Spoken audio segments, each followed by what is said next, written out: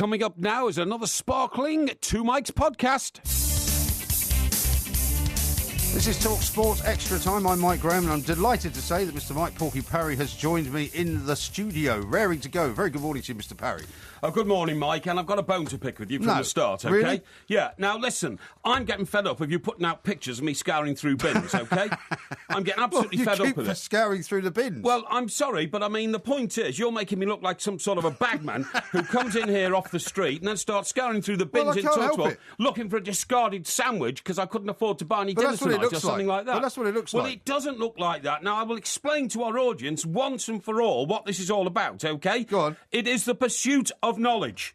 That's all it is, the pursuit of knowledge. And what did you find in the bin tonight? Maybe we should have a special feature. Excuse me. What Mike found in the bin tonight. Let me tell you what goes on. What goes on round here is that we have a lot of very talented young people in this building, right, who are making the way in the world of broadcasting and who one day might rise to the top. They might. You can see it from where you are. I can, right? yeah. And, I can see the bottom as well. And the point is that these young people who are right at the pinnacle of the electronic industry, right, do not regard newspapers anymore as being of any use to them whatsoever. Well, there's an awful lot of them lying around. They have tablets and they have screens and they have iPhones and all this kind of stuff. And the internet. And the internet, and they get all their information from there. Now, me being old-fashioned, I always, on a Sunday, have a set of newspapers delivered, and I go through them, and I read them and all that kind of stuff. You still get all of them now? I get all of them, yeah. I try to read every paper every day if I can. You really? Yes, I do. Yes, I do. See, I stopped that a long time ago. Well, I know you did. Because I now read them on electronically, digitally. Yeah, I know you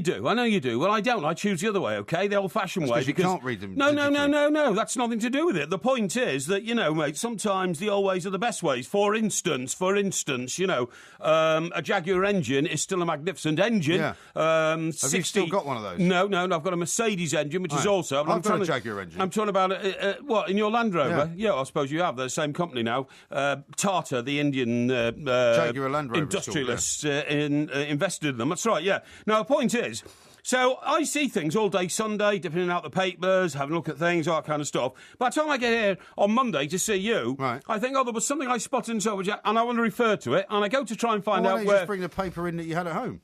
Because if I had to bring in all the papers that I've got at home, I'd do nothing but be carting papers around in my car. Why don't you just cut out the clippings? No, because I don't always realise I need it till I get here. Oh, I see. Sometimes I'm thinking in the car, I'm listening to you in the first hour of the show, or I'm listening to Andy and Jason the last hour of their show. To stitch me up. No, not to stitch you up, and then something occurs to me. I thought, I remember seeing that in so-and-so.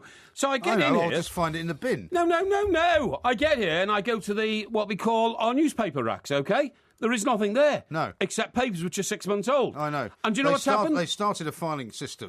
And it lasted about 2 days. Yeah, so you know what's happened? These young people have come in, they don't need the papers, they're in the way, they're on the desk, bang, they all go in the bin. So when you see me burrowing through the bins, I'm not after, an empty can of Red Bull to get the last few drops out of it or anything like that. Well, I don't care if it's a good look or not. The point is, they're wheelie bins that take all this stuff away, including newspapers, recycling. I am merely rescuing a few papers out of there to refer to things I've seen. What did you find in the bin tonight? Well, I refer you to my earlier question. Well, it doesn't matter, and I'm not going into it. I found things which were parts of a jigsaw, and the jigsaw is made up of a lot of pieces of jigsaw. You put all the pieces of the jigsaw together. That's a recycling area. It's not for cardboard jigsaws. And I have then got a complete picture, and the complete picture is badly needed on this show after you've been droning on in the first hour to your listeners. Droning on? And I think you'll find I've been illuminating them. And one of your guests, Dr. Winter, found you so boring. The winter of my discontent. He invented a lecture. He invented a lecture to go to. Have you ever heard anything so ridiculous in your life? Woman he's talking to, next minute I heard him say, sorry, I've got to go. Yeah, hey, mate, been great to talk to you, but I got a lecture now, I've got to go. I thought he was going to say, I'm sorry, I've got to go. There's been a fire in the building or something. Yeah, well, actually, I want to talk to you about that. There's a new series coming up on Thursday called The Great Fire of London. Oh, yeah. It's on TV. I hope it's going to be historically accurate, because I'm a bit of an expert on the Fire of London, as well as other things in history. Oh, well, it's good that you said that, because we are going to give you an English history quiz coming up on Thursday. That's fine. That doesn't bother me at all. You're an expert in that, of course. Well, I studied it up to A level. Didn't study at university because, of course, I studied urban estate management. But anyway, point of the story is, Doctor. What are you laughing at? Have you actually taking a breath? Hang on. Dr. Winter couldn't wait to get rid of you, so he just gave you the old shocking. bullet like that. I'm going to have to give for going over to the person who set the show up. And absolutely shocking. And whilst I don't want to get into the Raheem Sterling debate, because, of course, it's been talked talked about all day. Yeah, but I think you'll find that I've brought a new light to what's going on. Because Raheem Sterling has been affected by the change of seasons. Well, no that could be. About that. That could be. I mean, that could be. I'm not dismissing that as much as some people are, and saying that you've gone off on a tangent. Dr. Winter agreed with me before he was rushed away. Yeah, what an odd name for a guy who's talking about whether people get seasonal affective disorder. Yeah. Dr. Winter. I mean, that really is a choice name. I'm called Parry.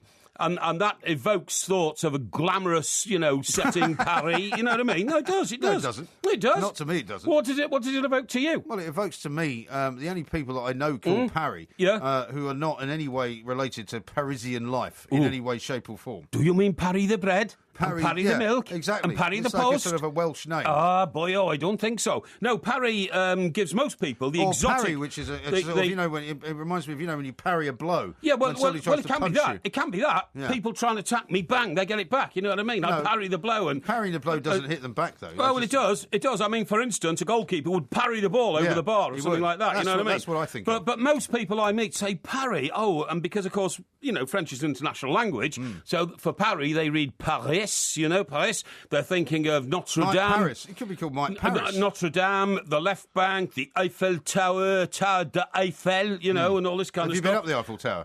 No, I haven't actually. I stayed in the hotel right next to it. I never went up there. That's too touristy. I once stayed in the Paris Hilton, which I thought was great because there's a woman called Paris Hilton. That's right. Yeah, I think I have. And I took the notebook away. This left by the phone. Yeah, it just said Paris Hilton. Yeah, that's right. I know. Brilliant. Montmartre. See, people think about that. And Le Bolifège, was it Le Folies Beige? Les Folies Beige? The Folie Bergère. Folie Bergère, yeah. Or the Moulin Rouge, perhaps? Yeah, Moulin Rouge, yeah, and all that kind of stuff. So that's what I'm saying. And just on Raheem Sterling, right? Not getting I'm not even going to bother giving you a quiz on French. No. But the point with old young Raheem is that he could be this seasonal affective disorder, if that's what you say. But actually... It's not seasonally affective disorder. It's seasonally affected. Yeah, seasonally affected disorder. That's right. Actually, I don't get all this criticism for Roy Hodgson. He was merely asked by a reporter why Sterling he knew what he was doing. Didn't start the game. Okay, Roy Hodgson is Captain Blunderbuss. So if he'd have said making mistakes. If he'd have said then, actually, I thought he looked tired, so I didn't play him. Yeah. Then all the reporters, as they would be entitled to be, would be, how did you detect that he looked tired? Right. How does a player look tired to you? Is it in training? Did he look like he needed a sleep or something like that? Surely Roy Hodgson could have just said, I took a decision to rest him. No, not at all. Because then...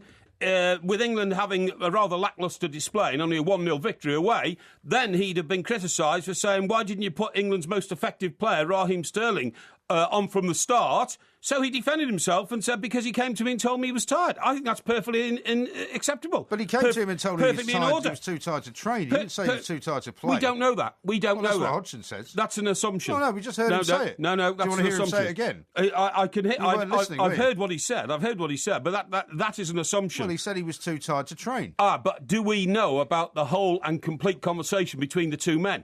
Well, we don't necessarily. Well, this is why I'm saying Roy Hodgson has effectively thrown him under the bus. We don't necessarily. Because he hasn't allowed Raheem Sterling to say what he said. Now, I don't want any more pictures of me poking around in bins. I've told you the reason why it happens now. I've told our listeners the reason. They will no longer find it acceptable. I'm sure about this, by the way. I've got a lot of defenders out there, who feel that... I've got a couple of tweets you here, are, right? You are, light years behind me in terms of intelligence. How about this one from Topher, who says... Topher? He says, it's very fitting, that picture, with the amount of rubbish he talks. Oh, really? Yeah. Oh, I see. Well, that's the kind of message I'm getting. Yeah, that's very novel, that one, Gary Topher. says, thank you very much indeed. Porky needs to stick his head in the bin. Really? Yeah.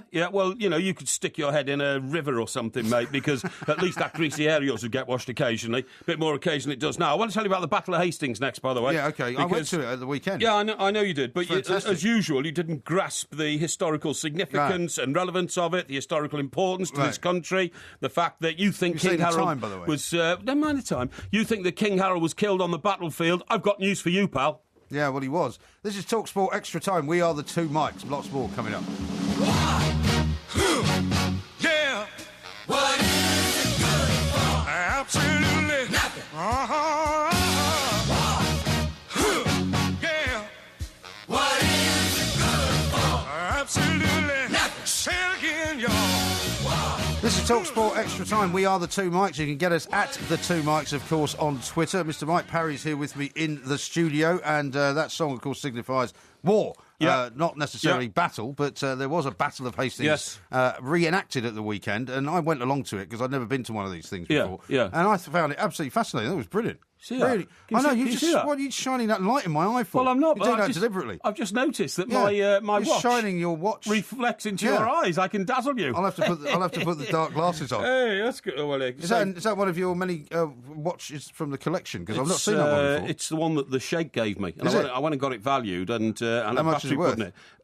I can't tell you, but no. 150 quid, right? No, seriously. And I don't tell anyone because they might take it off your arm. Well, this is the point. I mean, that happened once. You remember when we were in America, the story came back from Tahiti that some American had been in a bar in Tahiti and he was leaning on the bar drinking his whiskey. Right. Fella came in with a machete, whoosh, Just straight chopped through it his off. wrist because he was wearing a Rolex. Blimey. And the guy picked up his hand, took the Rolex off, threw the hand on the floor and ran off with it. Right. It's like that scene in James Bond. Do you remember when they have to get the, I think it's Die Another Day, isn't it, when they have to get the guy's fingerprint.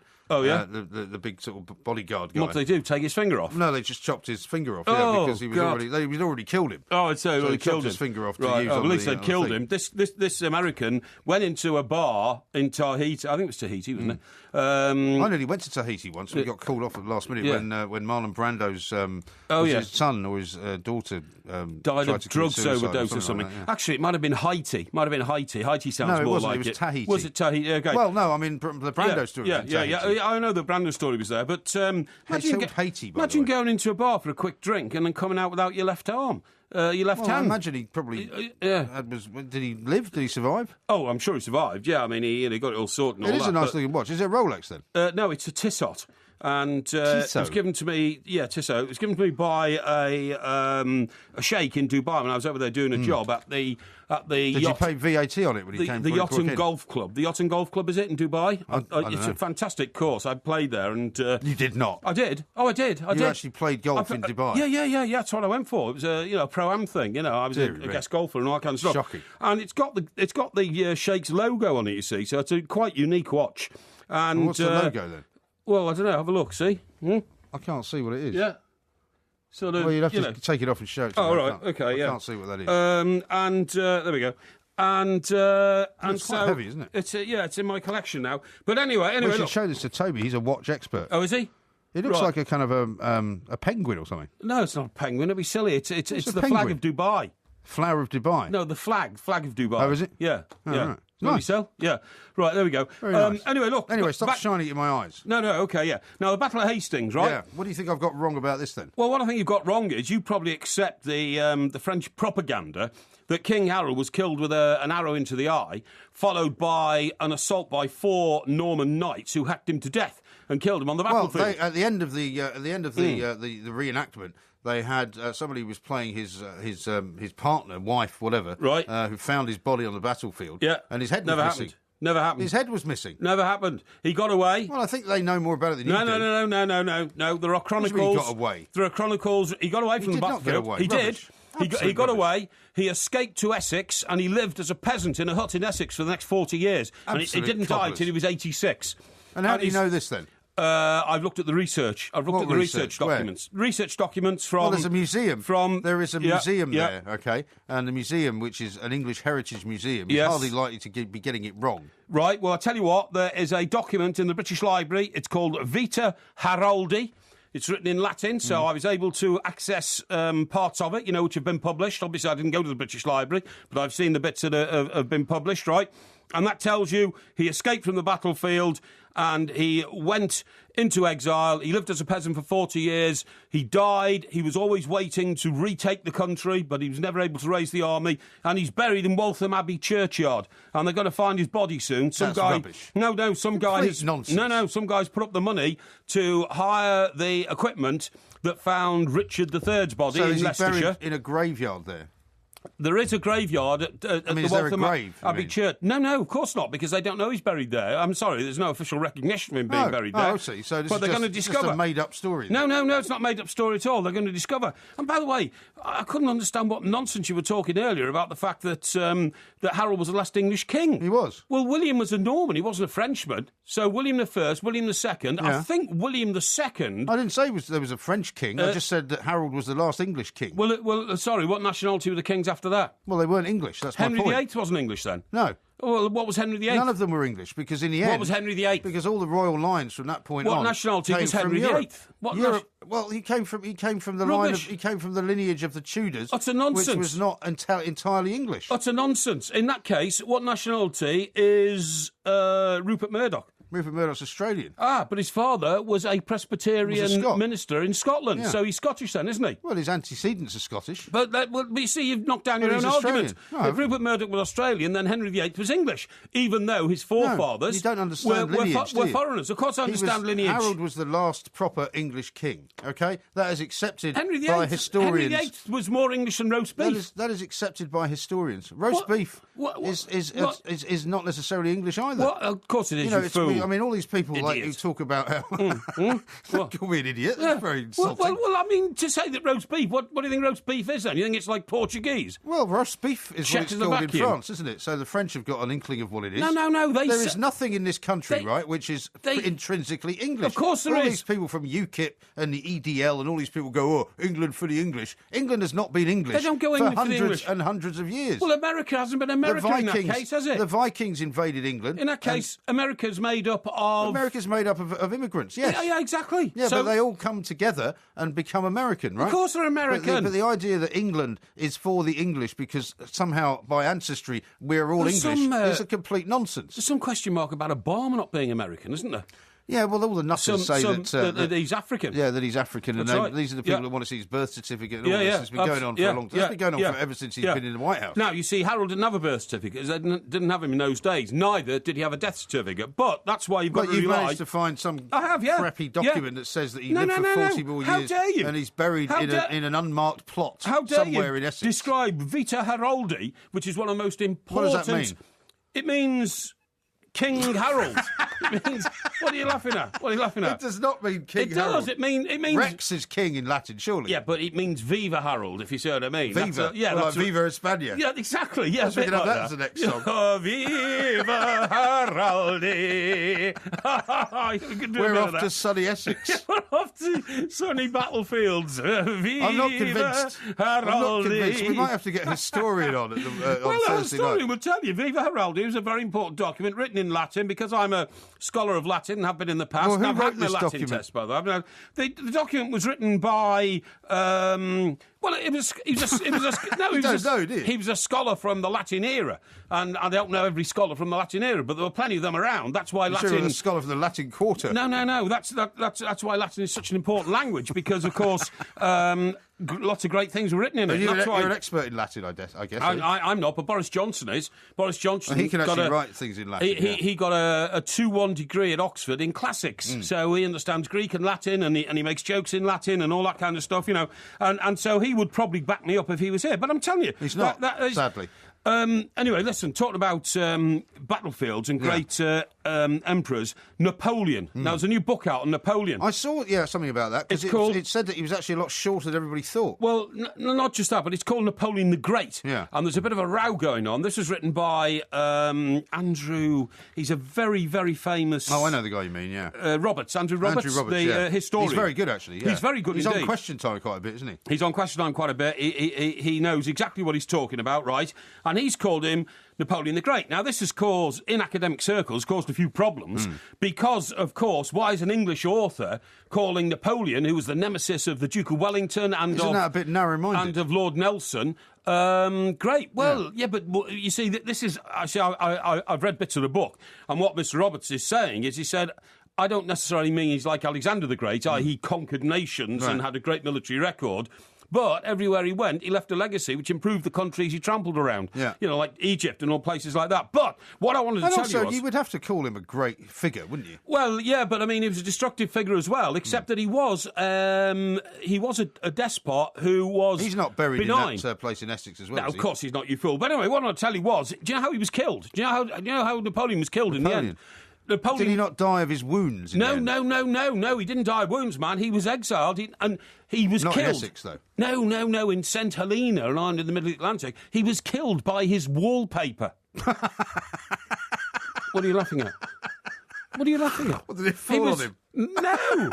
He was killed by his wallpaper. How was he killed by his wallpaper, then? Well, Do tell. I haven't got time to tell you now because you've got to go to a break. No, see? well, you've got another minute or Look so. in the light and all that. You've got a minute. Basically, what... listen, what happened was he had a retinue of about 20 people in the St Helena, and because they thought he was such a great man, almost a demigod, they decided to decorate the lodge in which he lived. Right. So they went Why out. not? They went out and got like plants and things to use as paint. You know, like a leaf for green and a yellow flower for yellow and all that kind of Because they stuff. didn't have a local Wicks at the time to go to. Well, that'd be ridiculous. It was a deserted island, wasn't it?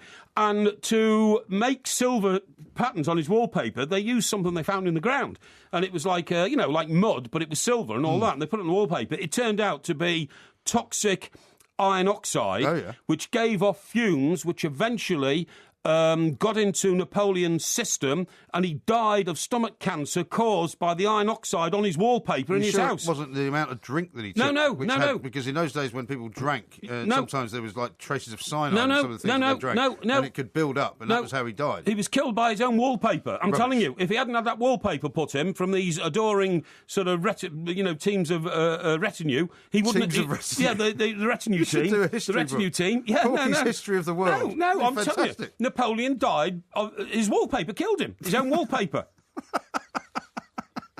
There's going to be more of this rubbish coming next. London's burning! London's burning!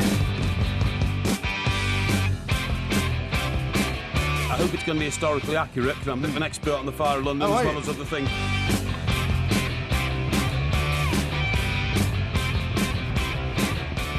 This is Talk Sports Extra Time. I'm Mike Graham. He is Mike Parry. Together we are the two Mikes. There will be a podcast coming out, of course, a little bit later on this morning. Mike, a couple of tweets have come in. Mart has tweeted this. Mart the Taxi at IROMG. I can't stop laughing at Mike Parry saying Napoleon was killed by his wallpaper. I've had to pull over because I'm laughing so much. And then Dave, surprisingly, says, I'm surprised, but Parry is telling the truth. I went to King Harold School in Waltham Abbey and he is buried at Waltham Abbey.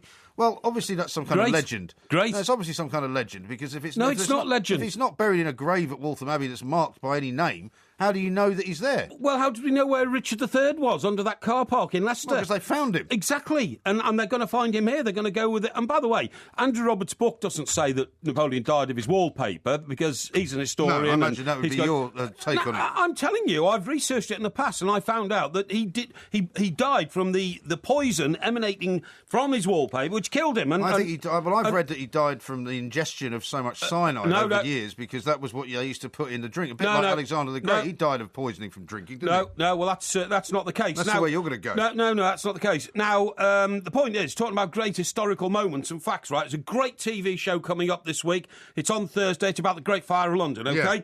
Now, this will be brilliant. Is this a drama? It's a drama. I think it's a 4-part drama or something like that. Anybody good There's in some great drama on television at the moment. Have you seen The Peaky Blinders? You know, I haven't seen that. Oh, no. my God. What is that about? I spoke to my mum today about it. She can't watch anymore. It's just too violent. Really? It is too violent. What's it about? Because Alan Brazil likes this show as well. It's a brilliant show. So he had one of the guys on it. I think it was one of the actors from it, or the director of it. Oh, did he? Oh, that's excellent, yeah. Well, it's about a bunch of Birmingham gangsters at the turn of the century. Right, and so what's the derivation of the name then? Well, what they do is they wear these hats, flat caps, but there's a razor sewn into the peak. In Glasgow. Yeah, that's right. Yeah. And they go like that with the cap. Yeah, they take the cap off and they slash people's faces and that kind of stuff. That's why they're called the Peaky Blinders. Yeah, not a very nice people at all. But there's fantastic drama in it, and it weaves the characters together. But the violence in the last one was absolutely terrible. I mean, old Thomas, what's his name? Shirl? Thomas, what's your name? Thomas. He's the lead. He's not going to answer you, is he? So no, he's not. No, there's no point asking him. But he's the lead villain. He's the lead villain, played by an Irish guy called Cillian Murphy, I think his name is.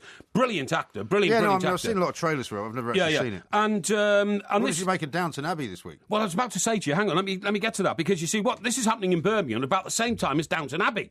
Now, Downton Abbey, of course, very upmarket, stately home and upstairs, downstairs and all that. But this is the back streets of Birmingham. Yeah. At the turn of the century, the Industrial Revolution's at its peak, 1912. That was the year at which Britain's output peaked during the Industrial Revolution. We produced more coal in 1912 than any other year. 2 years before the war. And since, 2 years before the war and all that kind of stuff. And you see, then they went through the First World War into 1924, which is exactly where Downton Abbey is now. Right. So it's brilliant. And this Tommy guy, Tommy Shirley, no, what's his name? Curlin, something like that. He's built the Tommy Shelby, that's the one. Thank you to John there behind the screen. And Tommy Shelby, John's not there. Oh no, he's not there. No, well, somebody did it. And he's now got all the gangsters together in the Midlands. Okay, and he's the king of the gangsters in the Midlands. So which did you watch then? Which one of these shows did you watch? What do you mean? You said it was on at the same time as Downton Abbey. No. Historically, it's at the same time. I thought you meant it was at the same time on TV. No. Downton Abbey's 9 o'clock on a Sunday, and old Tommy Shelby and the Peaky Blinders is 9 o'clock on a Thursday. Oh, okay. But what I'm saying is... Well, you can't watch that. You're going to come in here on a Thursday night. Yeah, well, I record it, don't I, on the old Skybox and see it the next day. Oh, okay. But the point I'm making is, Mike... What is the point you're making? Blinking well, listen for a minute. All right. Is that this is working-class roots in the back streets of Birmingham, and it's very dark. The whole thing's got, furnaces burning in the background all the time. Well, they're probably suffering from seasonally affected disorder. Well, they could be. And his pub's getting blown up by rival gangs. Yeah. They're at war with the IRA over gun running and all this kind of stuff. And then he's decided to go to London and try and get muscling on the London bit. The London guys found out, they come up to Birmingham. Not only did they beat him almost to death, they then opened his mouth, put a knife in, and took his gold tooth out. Yeah. That's not the kind of thing we should be talking about. It is very violent. My mum can't watch any more of it now. I'm not surprised. She can't I don't think I want to see it now. She can't watch any more of it now. And so what's the point of the story, by the way? The story is that London's Burning is another great drama. I said there's great drama on television. Right. Now, when's that going to be on? Well, that's coming up this Thursday. Let me have a look here. The Great Fire begins... You'll be busy on Thursday, aren't you? On ITV on October the 16th. What day is next 16th? Thursday. It's the 12th. It's Thursday. Yesterday. It's Thursday. 13th. Trust me. It's Thursday. You're right. Yeah, I've just checked it. Yeah. Now, point is, I've got a calendar in my head. I do hope it's historically accurate because it was a major event. I mean, it burnt down nearly the whole of London. It wasn't caused by Napoleon's wallpaper, was it? It wasn't caused by Napoleon's wallpaper. 12 months before the... You didn't hear any Don't of be that, facetious. Don't be facetious, OK? I presume you're going to come up with some cock and bull story about the Fire of London like you have about the Battle of Hastings and Napoleon. In a way, some historians have said, was the Fire of London, in fact, nature's pruning fork? Because 12 months before... up to 7,000 people a week were dying of the plague. Yeah. Right? So did they decide so it was a cleansing thing? Yeah, like a cleansing thing. But I mean, if you compare... Do you know what the only building was that wasn't destroyed by the Fire of London?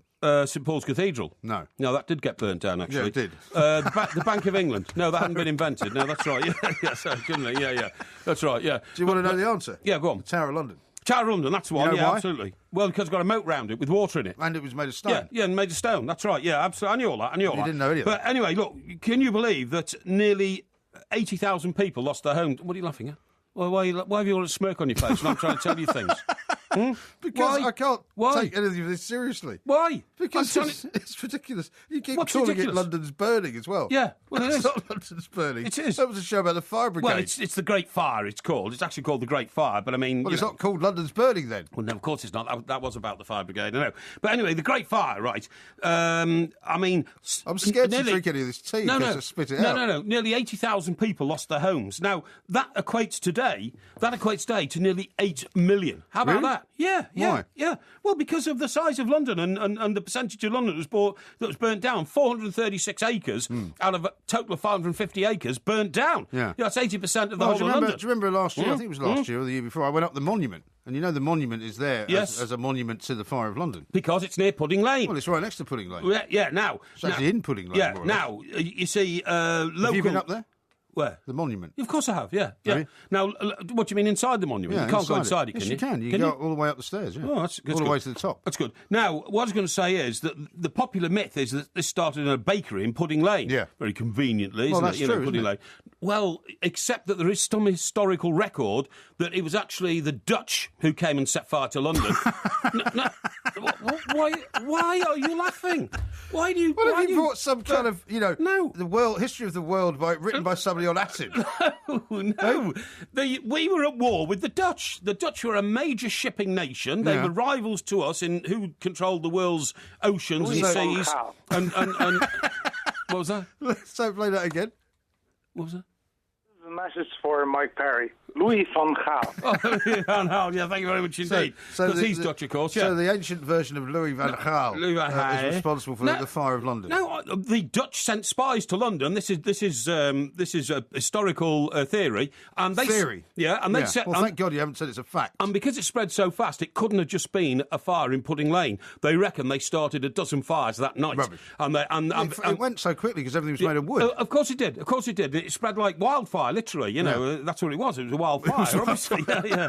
So that's what happened. But the theory is that look, Mike, just try and pay attention. Just try and pay attention. Spread like wildfire. Extraordinary. No, just try and pay attention, will you? I'm trying. Because what happened was the Dutch set fire to London, but then they spread a vicious, nasty rumour that it was Jewish traders, as always. Right. People tried to put it on. Well, they didn't on get the away with Jewish that one, nation, though, did they? And people started going around chucking bricks through the windows of the Jewish traders in London because the Dutch were trying to allegedly defer the blame. Well, I could believe the bit and that Jewish they- people had nothing to do with it. Well, I could believe that bit, but I wouldn't believe the bit that they actually set the fire in the first place. Yeah, they did. Anyway, or listen, they could have done. We haven't got a great deal of time, so we're going to have to touch on a couple of other things. Yeah. Coming up, I'm going to try and stop laughing. Mike Parry's going to try and talk some sense. We may be some time. This is TalkSport. What about the Major who lost his medal? I hope it's going to be historically accurate because I'm a bit of an expert on the fire of London as well as other things. Louis van Gaal. Ground control to Major Tom. Ground control to Major Tom. This is TalkSport Extra Time. I'm Mike Graham. He is Mike Parry. I've tried to recover my composure once more. Premier QPR says this on Twitter. Yeah. Does Porky understand the concept of spoilers? I think people are Spoilers? worried that you come on here every Monday and you give us a kind of rundown of what's on the TV. Yeah. But you keep giving things away. No, I don't. What am I giving away? Only I don't know how the Great Fire pans out. I'm just telling you that I hope they Well, I've stick got to a the pretty good historical idea. accuracy. Well, obviously there's a lot of flames around and people get burned. I tell you what was the. I tell you what was the. Well, what do you think? They've rewritten the story. But here, and in the end, some guy comes along and saves London by putting it out. No, that's the point, you see. And I've done the historical research. Do you know what the certain situations always elicit certain quotes which are historical and all that Yes. kind of stuff? So, for instance, didn't somebody once say about Lyndon B. Johnson, the man can't chew gum and walk at the same time and all that kind of stuff? Yeah, you know what I mean? I thought they said that about Jerry Ford, didn't they? They may Gerald have Ford. repeated it. I think What it did I was Gerald say? Ford. You said Lyndon Gerald B. Ford. It was Johnson. definitely Gerald Ford. You're right in that. But the chief magistrate of the city at the time was Sir Thomas Bloodworth, who famously declared that the fire wasn't serious. It was like Nero, fiddling Right, yeah. while Rome burns. And he said, and he didn't use polite language, but I will. He said, the fire isn't serious. It's nothing that a woman couldn't urinate on to put out. Dear me. I know, it's terrible. I Shocking. didn't use the word urinate, though, so, No. I'll just leave that to No, your they're very imagination. bawdy in those days, Yeah, weren't they? they're very bawdy indeed, yeah. But anyway, look, enough of that, because I was... Well, you heard that song, Major Tom. What's that about, man? Well, What's that because about? there's a story about a major that I spotted in the papers this week. Yeah. Ex-army major who's been awarded, he was awarded the military cross for his bravery in Afghanistan, but he's been stripped of the medal. I saw this. Apparently, because they say that made it up. he lied about what he did, Made it up, yeah. and after 5 years they've spent looking into the story, researching it. They've worked out that actually it was everybody else's bravery Good God. that was responsible for whatever it was that happened. Good and it's God. the first time the Queen has withdrawn a gallantry medal from a serviceman. That's terrible. And it got me thinking, right? Because Got you thinking about because what? What are it you got me thinking about? Military history? No, it got me thinking about you actually. Oh, yeah. Because listen, I have been described as brave. I have been described as the bravest of the brave in situations. well, you may have been described as the bravest of the brave. However, there are some you're talking talking to a something- man here who was in Tripoli when the Americans bombed it, and I stood in the face of the angry mobs of protesters on the streets Yeah. of Tripoli who wanted to hang me. Hang me. They didn't want to hang you They at did. all. They did. See, you're the kind of guy that would make something like that up No, I in didn't order make to it- get I a didn't make it gallantry. up. In order to get a gallantry There were medal. other people there. One of your mates of mine was there. Old Tim Miles was there. He'll tell Oh, you. yeah? Well, I'll ask him. Yeah, I well, will. yeah, he's not around these days. But Yeah, anyway, no, go I on, know yeah. exactly where he is. Oh, I'll yeah. find out Yeah. whether you were the man that they wanted to hang and whether you were actually more brave than anybody else. I can't imagine you ventured very far from the bar, to be honest. There wasn't a bar. It was a dry country. We spent 6 weeks there and didn't have a drink until we got to the British ambassador's residence. And he Well, I just... bet you got there the first day you were there. No.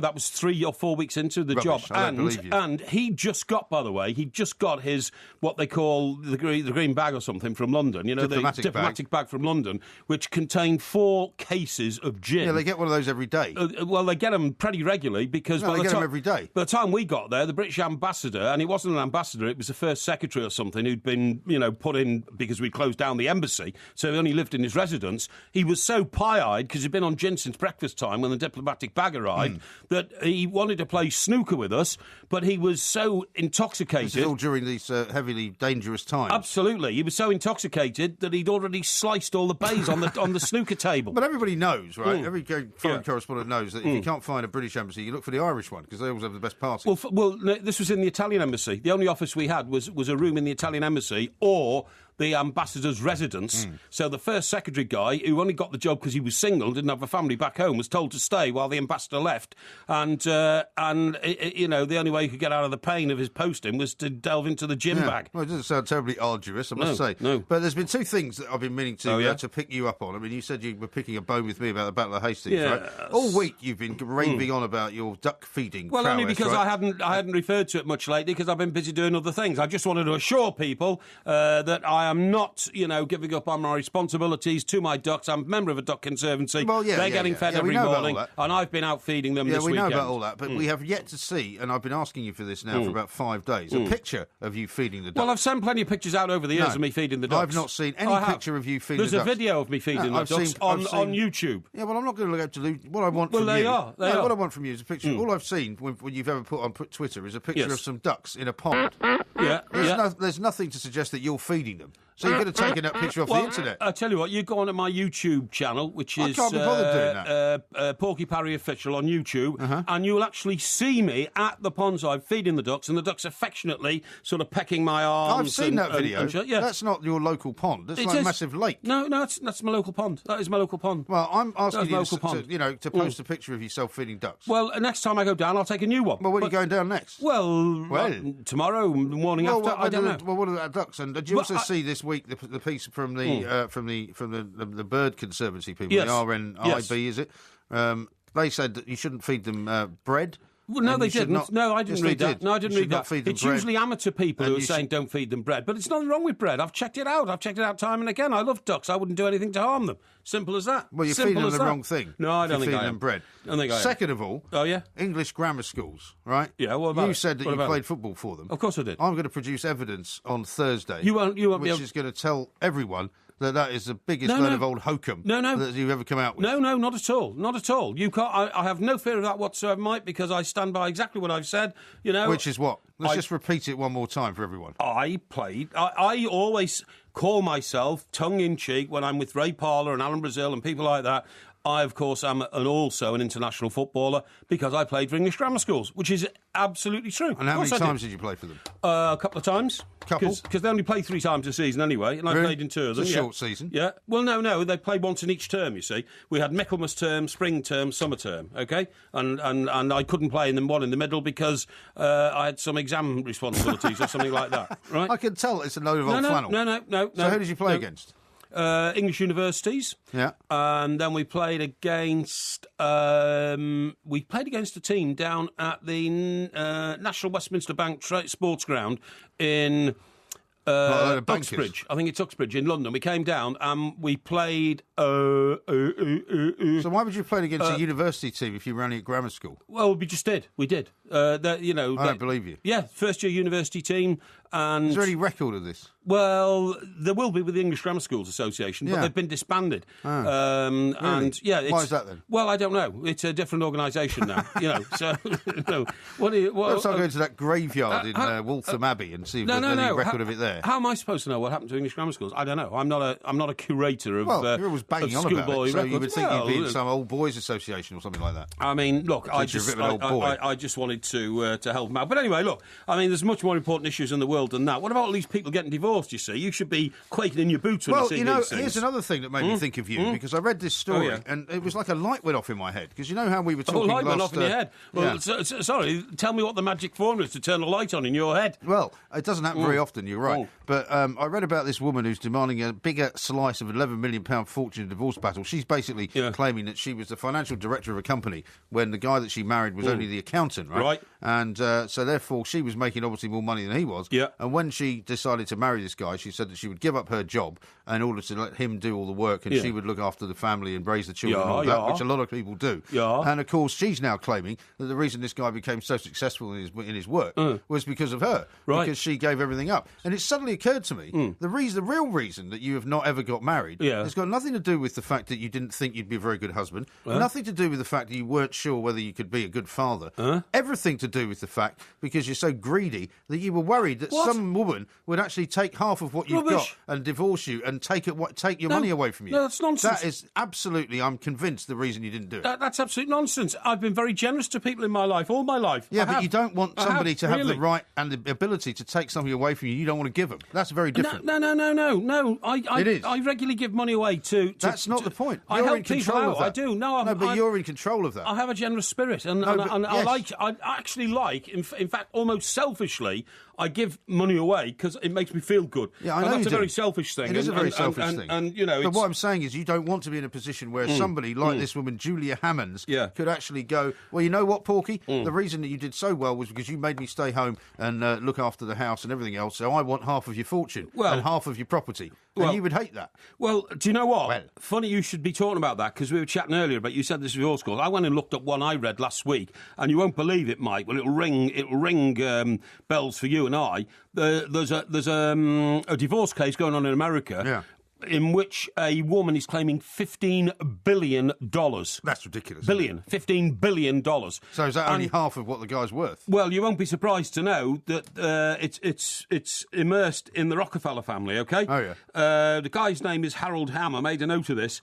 And he's an oil tycoon, started in the Rockefeller family, but this guy actually took on fracking in about 10 years ago in America and now owns major rights to major fracking fields and is producing something like 70% of all the energy that America now... From the shale gas, you mean? Petrol as well. I didn't realise. From fracking, you get petrol as well. Now, you know that J.D. Rockefeller was the original Rockefeller.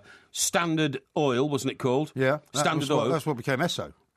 Is that right? Do you know why? No. Well, think of the initials. ESSO, Rockefeller. How does that work out? Standard Oil. Oh, Standard Oil, I see. Well, SO. Oh, You SO. can't be that stupid. SO, I see. You can't be that thick. Yeah, but of course it's It not. can't have taken you 3 minutes to work that out. It's not spelt so, it's spelt SO. Oh, I see. Well, that was pretty because clever. some marketing guy on Madison Avenue during the time of Mad Men said this would be a good idea. Yeah, OK. Well, anyway, look, it originated from the Rockefeller family. I don't know why they're now called Ham. I'm not sure about that. But anyway, it did, because it's... What do you mean he's changed his name from Rockefeller to Ham? No, actually, I think... Do you know what I think it is? What are you talking about? I think, actually, he's been called the new Rockefeller. That's what it is. So it's not the Rockefeller family. So it's I've not? just decided it's not Rockefeller You just family. made that bit up. Sorry, if anybody Rockefeller family, billionaire family are listening, please don't sue. I've just made it clear. It is not the Rockefeller family. It's a man called Ham who is regarded as the new Rockefeller. By the way, you know old J.D. Rockefeller, the original guy? Mm-hmm. You know, when Jan D. Yeah, Jan D. When he made all this fortune, his first one, it was nothing to do with petrol. It was paraffin to light houses. Oh, was it? Yeah, it was, because in those days there was no electricity. Maybe it had something to do with the fire of London. No, nothing to do with the fire of London. Don't be obtuse. He was selling paraffin to millions of people who had homes with burners. You know, like those lamps that you see. You know, where you turn it up and turn like it down. camping gas. Yeah, that's right. No, but it was paraffin, right? And in fact, what happened was, he then had to go to war with the guy who started that merchant bank, which is now the most famous in the world. What's it called? J.P. Morgan. I think it's J.P. Morgan. I think you're right. I think it's J.P. Morgan because he bought the patent to electricity and started wiring houses in New York with electricity. And, of course, John D. Rockefeller then started the first ever industrial propaganda campaign, for want of a better word, by going round and trying to prove to people that if they put electricity in the houses, they would blow up because electricity wasn't safe and they'd go on fire and all this kind of stuff. It's pretty good coming from a guy selling paraffin meters. Well, exactly. I mean, he didn't go so far as to set fire to anybody's house or anything like that. You know, it would have been criminal, obviously, and he wouldn't do that. But he tried enough to start to scare. Excuse me. If you wired your house with electric cables and all that, eventually the house would burn down. Because, of course, even in those days, as you quite rightly pointed out about the fire of London, a lot of homes in America, in fact, even these days, now they are, a lot of homes in America are built of wood, aren't they? They certainly are. Not in New York City, obviously. No, Steve from Sheffield has texted into 81089. He says, yeah. morning, lads. Mike Parry is correct about the wallpaper killing Napoleon. Thank you. He was stretching to put the last piece up, fell off the ladder and banged his head on the pasting table. How More humorous seriously, is that? Allington Morgan says, Porky's right. There was a documentary about Napoleon's death a few years ago, and it was due to the wallpaper. There were similar problems with arsenic in Victorian wallpaper Thank as well. you. Well, Thank so there's you. nothing new here, Thank right? you. So what I'm saying is... There's nothing new here. But you are doubled up laughing your head Because off it's so through your ridiculous. sheer ignorance, and now, thanks to the diligence, the intelligence, the integrity of our millions of listeners, I'm once again proven right. And theories, Mike, which your brain is too small to accept, to take on, to analyse and to digest, are once again proven to be right by our army of listeners. Thank you, listeners. Thank you. I am your servant. You are my flock. Yeah, it's no time for you to flock off, actually. Maloney says this. That's a bit harsh, that is. Says, it wasn't Napoleon alive the last Somebody time... report him, but bad language. Wasn't Napoleon alive the last time Everton won anything? Which is quite a good way to end, really. That was the Two Mikes podcast. Yes, it certainly was. Don't forget, it's out every Tuesday and every Friday morning on iTunes. And you can follow us at the Two Mikes. So keep listening for more of MG's loose morals. Believe me, this boy hasn't got a moral fibre in his body. And more of his bizarre buffoonery. What? Louis van Gaal.